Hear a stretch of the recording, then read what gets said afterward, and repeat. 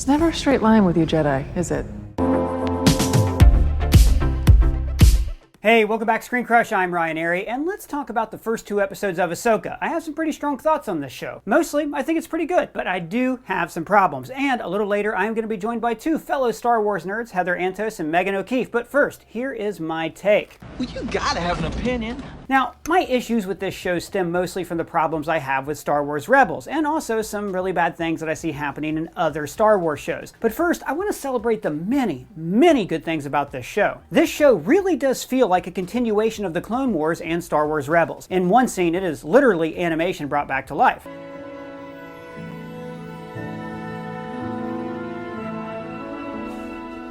So this show did, in a way, bring me back to my childhood, just eating cereal and watching cartoons. The entire opening sequence is awesome. The late Ray Stevenson has been underused by Hollywood for years. I mean, remember, this is how he left the MCU.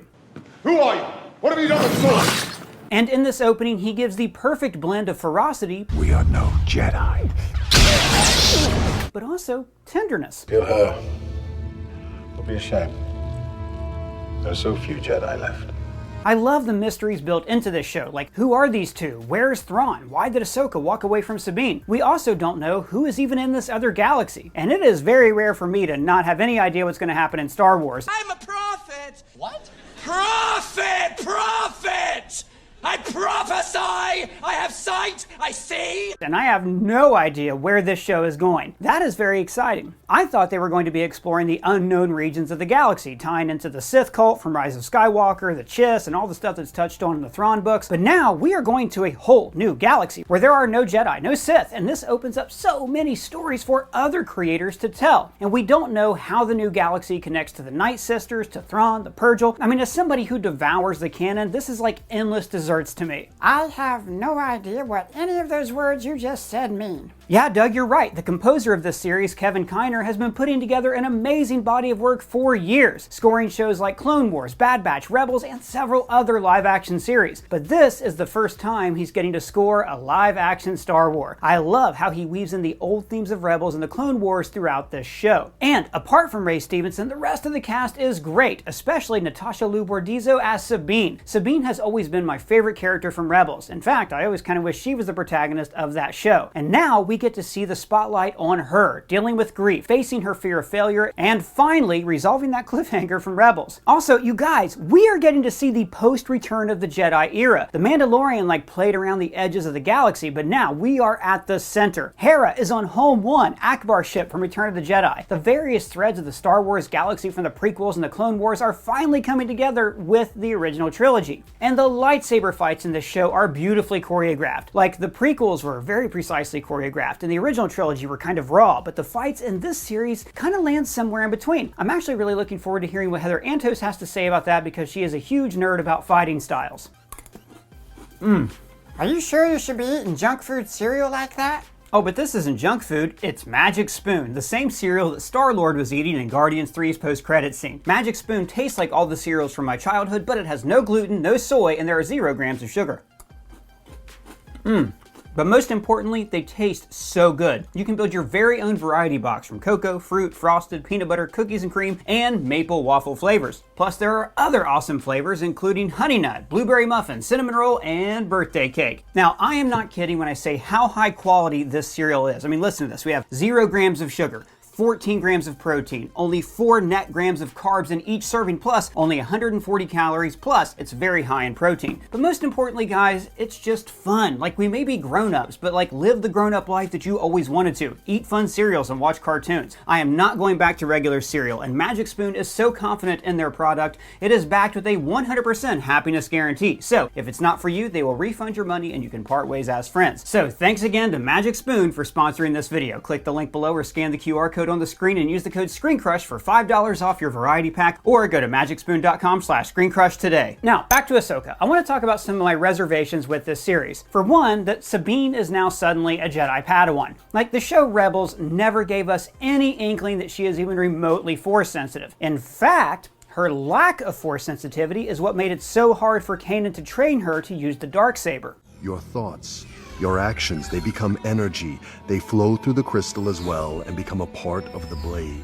So now we have like this whole other backstory to catch up with between Sabine and Ahsoka and their relationship. I mean, the last time we saw Ahsoka, apart from the Mandalorian, she was inside the World Between Worlds, where presumably she sat out the Galactic Civil War. Then she returns in time to train Sabine for just a little while, and then she gives up. Like, all of this is just adding backstory that was never set up in the show Rebels. Dude, I am so lost right now. And that is actually, Doug, the real problem with this show. It's season 5 of Star Wars Rebels. Rebels was a kid's show made for Disney XD, which a lot of people didn't even have on cable, and a lot of casual Star Wars fans still haven't seen the show. So like, if you've only seen the movies and maybe The Mandalorian, then this show makes no sense to you. Like, there is a lot of lore and backstory to consume with this show. And I am not a huge fan of a lot of the Force lore that Dave Filoni introduced in Clone Wars and Rebels. Like, anytime we try to get too specific with the Force and try to define it in any way, like the whole thing on Mortis in the Clone Wars with the father, the sister, and the brother, and then how that mural shows up in Rebels and leads to the World Between Worlds. I don't even like the World Between Worlds that much. Like, it's introducing too many specific things to the Force. The Force should be kind of basic, kind of generic. We should be able to reinterpret the Force as whatever higher power we define it to be. So the more we explore the Force with things like midichlorians or the World Between Worlds, the more it demystifies this Force that binds the galaxy together. And I'm worried that's going to happen with this show. But this show is in danger of being more complicated than The Mandalorian Season 3. Like, even the villain, Morgan Elsbeth. Like, I guess you don't have to know the full history of the Night Sisters, how they relate to Darth Maul, and how Dooku wiped them out, but I do think that you have to know that they are at least dark side witches. And this is confusing for casual fans, even though the first 2 episodes do a lot of standing around and explaining things.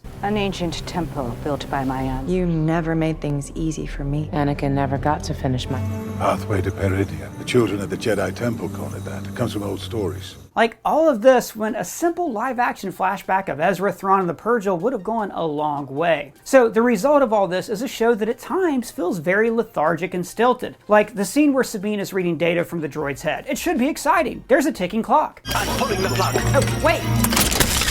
We've recently seen Sabine screw up and lose the map, so we're not that sure of her capabilities. But all through this scene, like, nobody seems worried. I mean, Ahsoka says, I'm not sure we have a minute. but she's standing very straight, arms crossed, and always seems to be just nonplussed. Now look, Star Wars fans know that this is because she is Force sensitive and she would be able to sense the explosion seconds before it happened, but it does make for a pretty dull scene. Now compare that to this scene in The Force Awakens when Rey is trying to keep the Falcon from exploding. It's the motivator. Grab me a Harris wrench, check in there. How bad is it? If we want to live, not good. Now look, we know the Falcon isn't going to explode. They're not going to kill off all these new characters they introduced. But J.J. Abrams directed this scene with so much kinetic energy, it's so fun, because there's also character stakes in this scene. Finn is trying to cover up that he's lying to Rey, and he makes BB-8 a co-conspirator. Get us there as fast as you can. I'll drop you to Panema time. And for some reason, those same character stakes are absent in this scene in Ahsoka. I mean, this is a former apprentice trying to impress her former master, and we don't get any of that behind-the-scenes character stuff. Like, in a lot of scenes in Ahsoka, it feels like we are in this scene where things are going to happen, and then we will go into this next scene where other things will happen. There's very little interplay or chemistry between the characters. Now, maybe this is because Dave Filoni has mostly worked in animation, where it's harder to get your cast to improvise and riff like Abrams can do with live-action work. Did you just praise J.J. Abrams over Dave Filoni? Hey man, Abrams is a great director. He's great with actors, but he's a bad Star Wars writer. Somehow Palpatine returned. Are you ever gonna let that go? You know what? No, I'm not. And that is why we sell this Somehow Palpatine Return t-shirt at our merch store at ScreenCrushMerch.com. We also have lots of other fun merch like this Apprentice Lives t-shirt, the Hello There, the Classic Trilogy Original tee, and our brand new Prequel Apologist Thank You George shirt. We really appreciate all you guys making this channel a success and like keeping us fed. And shopping our merch store is a great way for you to help support the channel and nerd out with us. So thanks again for your support. Now back to Ahsoka. But the other thing here is Ahsoka is very different from the character that we have known in the Clone Wars and Rebels. Like, this version of her is very stoic, like the Jedi were in the prequels. I do not believe the Sith could have returned without us knowing. The thing is, though, that was never really Ahsoka. Like, even in the show Rebels, when she kind of took on this mentor role, Ashley Eckstein always put a lot of heart into this character. Ahsoka. Anakin.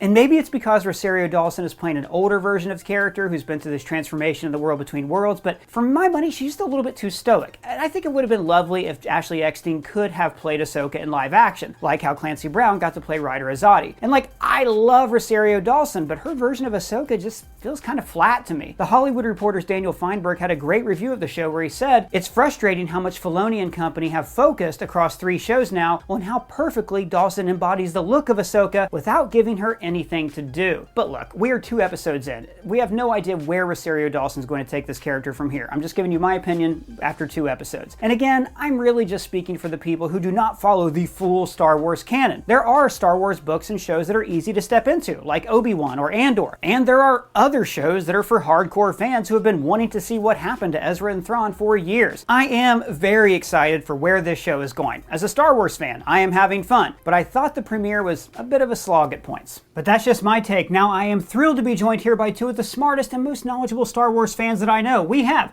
Group Editor of Licensing at IDW, Heather Antos, and Senior Critic at The Decider, Megan O'Keefe. So, Heather, I want to start with you. You heard my take on it, but what were your thoughts on this episode? I personally, like, as a Star Wars fan, as a Rebels fan, as an Ahsoka fan, I really loved getting to see these characters in live action. I loved, you know, that opening scene and immediately made me feel like Raiders of the Lost Ark vibes mixed with, I just finished playing Jedi Survivor. Got a lot of those puzzle quest vibes. I was like, oh, I've done this one. I know how to solve this. And I loved all of that.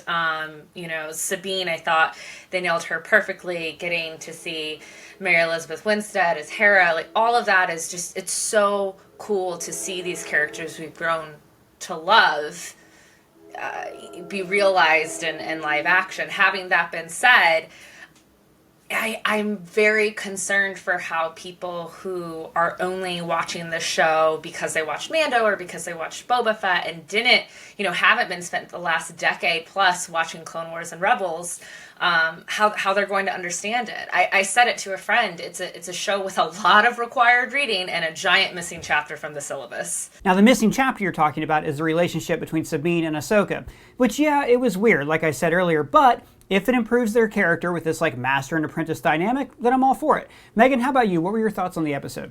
I feel like I'm very similar to you guys. I personally really enjoyed it, but I saw a lot of flaws that, you know, a casual Star Wars fan or just someone who's curious about the character might be turned off. There is a very slow, deliberate pace to the dialogue where there's almost like a weird pause in between lines to make sure people got stuff, which could be annoying to some people. I actually know it was from friends who complained about it to me. But the thing that is so strange about this show for me is it doesn't just take me back to watching Rebels or Clone Wars for the first time. It takes me back to like reading EU novels when I was a 13-year-old Star Wars geek, and it was not cool to like Star Wars, and we didn't know that the sequel trilogy would ever happen. But we had this lore and this expanded universe literally full of Jedi, full of, you know, different territories and Thrawn, and it felt like a show that was made for the weirdos like me. Not for the mainstream Star Wars fan, but for the really hardcore, locked-in folks who remember what it was like to be bullied for liking Star Wars. And yeah, I mean, I couldn't believe that Dave Filoni got to do this show, to be quite honest, when I watched the first 2 episodes. So, follow-up question, Megan. As we're all like big Star Wars fans, is it too much lore to follow, like even for fans like us? It may be. I mean, again, like Heather was saying, it takes a lot of required reading. If you don't know the history of Ahsoka, you're not going to understand why it's important that she is, you know, partaking in this quest. If you don't know that Thrawn was one of the original baddies in the very first conceived sequel trilogy of novels for the films, you also might not get who is this weird blue guy that they're trying to chase. Like, it really is something that is for the diehards and maybe not for the casual viewer. Well, the problem with that is going to be when they have the film, because the film is going to be a culmination of all this.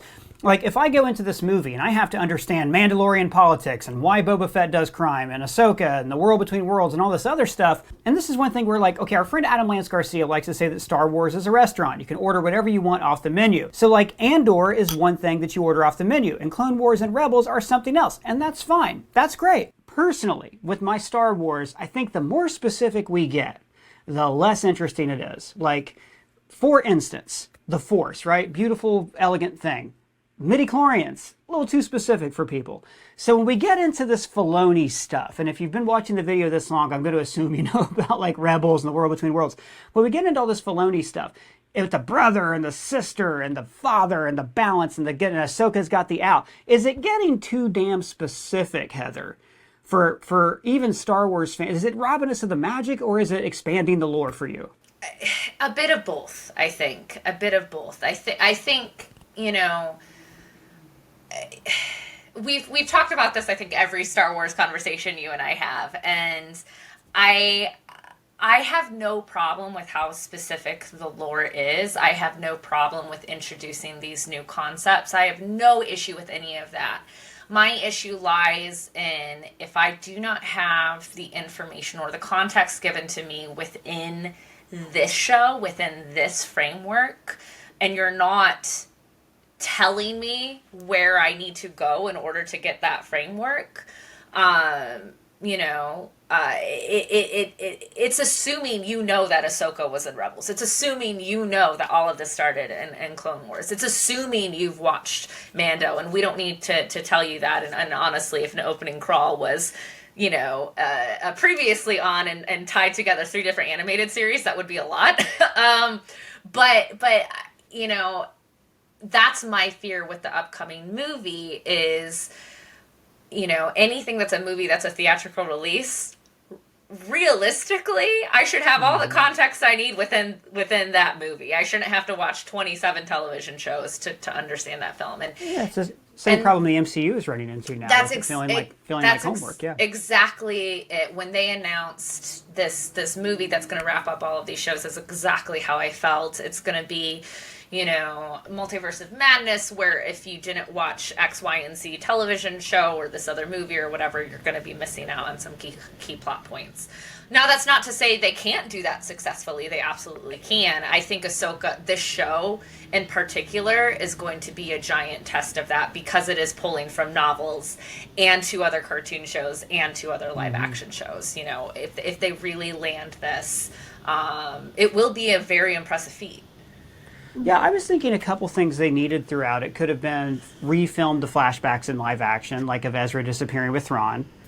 Yeah, that would have worked really well for me. And also, somebody new for Ahsoka to explain stuff to, besides Hera, besides these people who already have an affinity to it. Like even Hu Yang, if Hu Yang is like, oh, what happened with Ezra?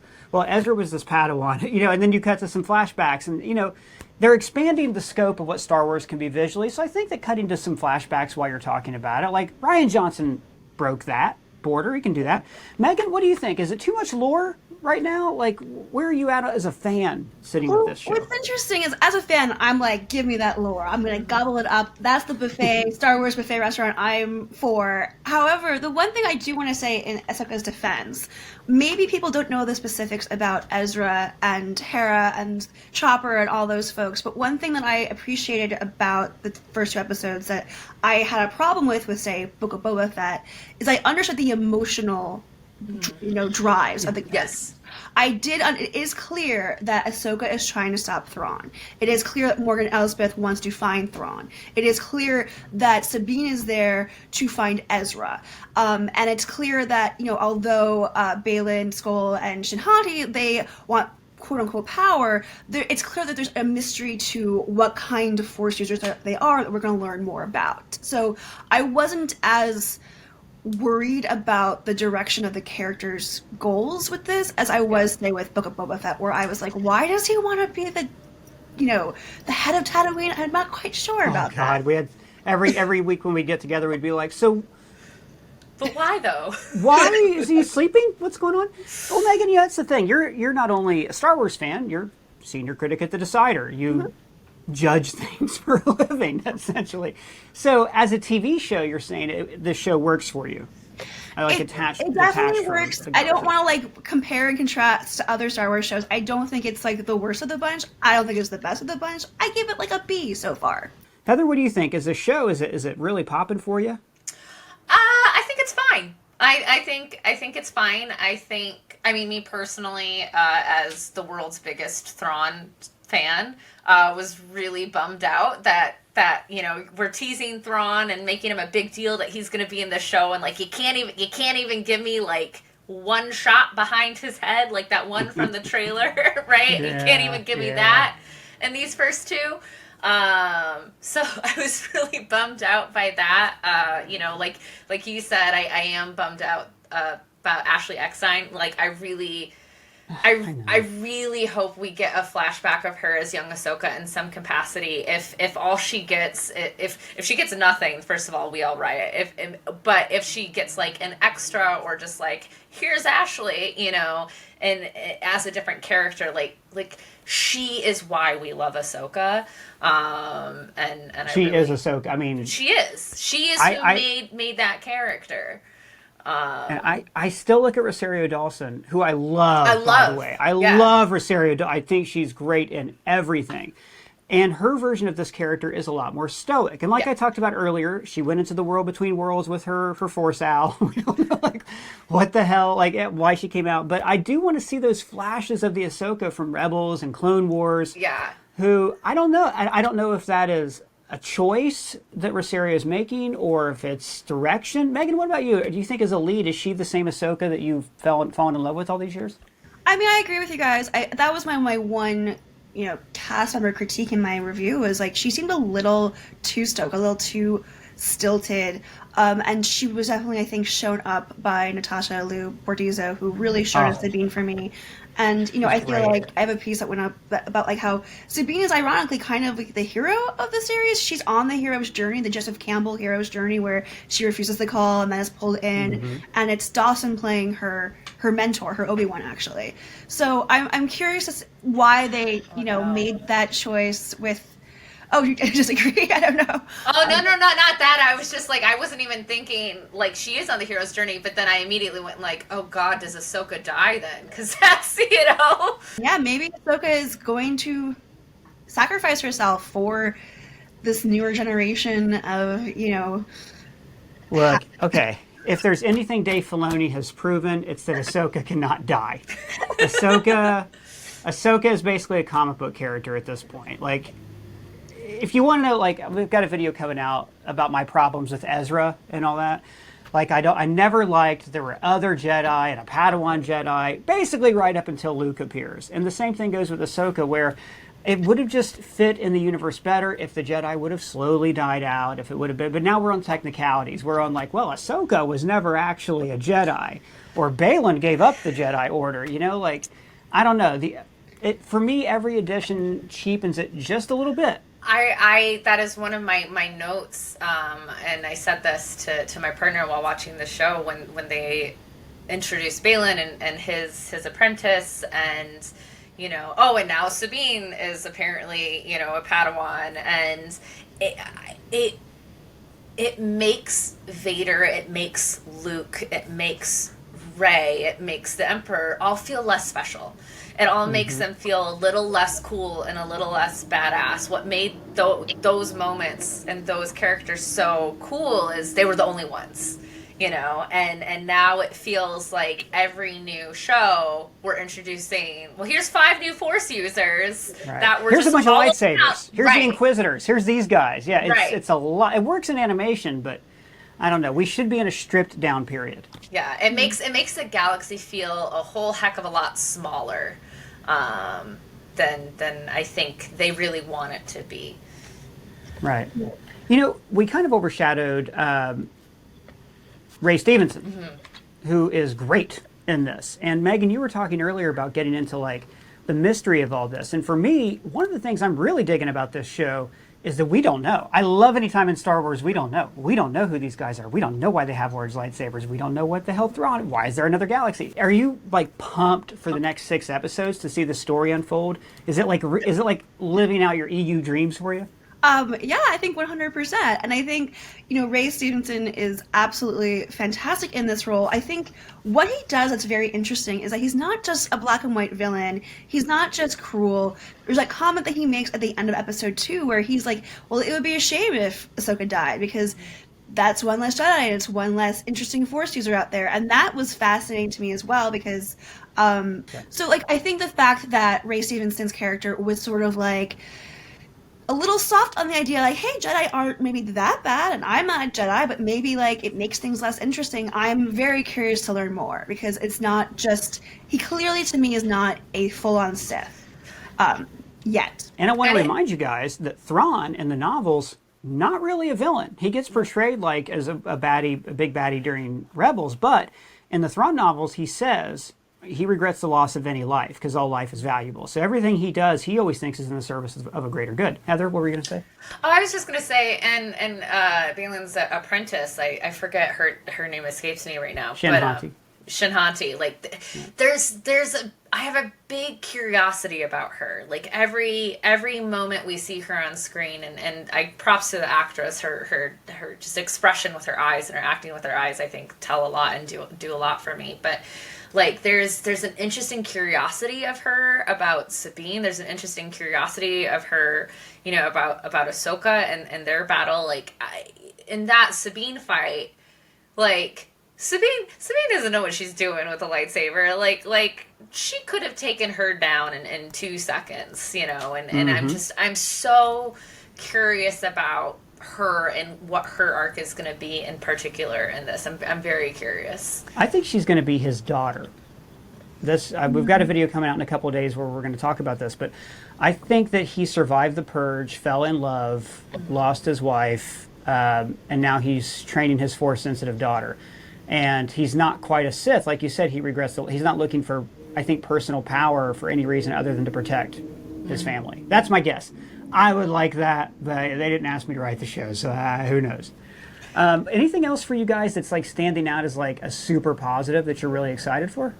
One thing and that I found particularly interesting, and this is just me being a combat nerd, but I thought the lightsaber duel style in the various scenes was particularly interesting. Our Sith friends and Sabine use a very broadsword-esque original trilogy fighting style. While our Inquisitor and Ahsoka stay pretty true to the prequel Clone Wars era style, where it's a lot more choreographed and fancy and kind of showing off in a way. I'm not sure if this was intentional or if there's a particular character reasoning behind all of this, but just as a Star Wars combat nerd, I found it very, very interesting in general, and we'll be keeping an eye out for some of those choices in the future episodes. Yeah, it'll be interesting to see Merrick, the Sith Inquisitor, what their background is. If they were a Jedi who was trained during the Clone Wars, or if it's somebody we've seen before. The person's referred to as a he, so it's probably not going to be, oh my gosh. Barriss Offee? Thank you. It's probably not going to be Barriss Offee. I talk about Barriss Offee in every other video, and I'm like, blank on Barriss Offee's name. What, Megan? I had a write-up piece about the Merrick theories last night, so yeah. I personally think it might be Ezra Bridger, but that's just my spoiler. Look, that actually brings me to my favorite part of this video, which is wild, crazy theory time. Yeah, I think I sort of like the theory that Merrick could be Ezra Bridger, just because it would seem to echo. I mean, it set up a moment in live action similar to when, in the animated series, Sabine realizes that Vader is Anakin, but they would do that for Sabine, potentially. And I think that would be a really nice, like poetry, it rhymes, to quote George Lucas. No, I agree with that. I think that would echo a lot of what we've seen previously in Rebels with these characters, and Dave Filoni does like to steal from his own material. We've seen it. Not only in this, but in the other shows as well. So I definitely think that's a possibility. Just based on the other shows, are we going to get 2 episodes that take place with characters from the other shows? Who knows? Like that's. Are we going to get a Mando crossover in this? Are we going to get a Boba, crossover in this in some capacity? That kind of seems to be a thing they like to do. Well, that was a lot of fun. Megan, where can the people find you? You can find me on Twitter /X, Blue Sky, Instagram, at MegsOK or read my articles at Decider.com. And Heather, where can the people find you? You can find me at Heather Antos on all of the things and in your favorite comic books. And thanks again to Magic Spoon for sponsoring this video. Just a reminder to scan the QR code on screen right now and use the code ScreenCrush for $5 off your variety pack, or go to magicspoon.com/ScreenCrush today to try out their limited edition flavors, oatmeal cookie and chocolate chip cookie. Guys, we want to hear from all of you. What are your thoughts on this? Let us know down in the comments below or at me on Twitter. And if it's your first time here, please subscribe, smash that bell for alerts. For ScreenCrush, I'm Ryan Arey.